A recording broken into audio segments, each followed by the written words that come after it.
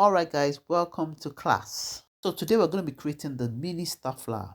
Now this is very easy to make, but just follow me as I'm going to be giving you some tips and some hacks as to make it professional. Now you're going to be needing 2 inches by 2 inches of your fabric. I'm using the mercury material, 2 inches by 2 inches, and I'm going to be needing 5 of that to make one mini star flower. So you're going to be folding into a diagonal and then the other into a diagonal. Now the mini star flower, the medium star flower, and then the large star flower is the same thing. It's just the dimension of the linen that is different. So you're going to be cutting the tip that way, like an almost rounded edge on both sides. This is very, very important so you can have a perfect finish. And then you're going to be needing your needle and thread to run it through like that. So you're going to run your needle and thread through like that. You probably might need about 5 or 6 running throughs, and that's it.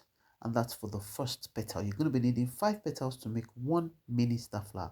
So look at it again, fold diagonal and then the other diagonal, cut the tips on both sides gently, and then you'll be needing your needle and thread to form a running stitch through, making it look, yes, so that's how it's going to be. So just be careful with your fingers and the needle and thread, and we're going to be needing 5. So here is the last one. That's the last one, and then we're going to be tying a knot. Make sure your thread is thick enough so it's easy and doesn't snap off when you're trying to tie the thread. So there are 5 petals there, and you're going to be tying the thread together, making sure it's not too thick or too thin, because if you're making sure it's not too tight, so that you can adjust your star flower. So this is how it should look at the end after you've tied the knot.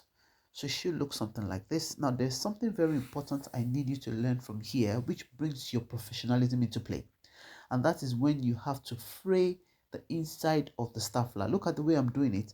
I'm going to be holding the ends together, and then I'm going to be fraying with the light source, and you see, making sure that it looks professional. So you're going to be doing it on both sides. This is very, very important to bring about the beauty of your job.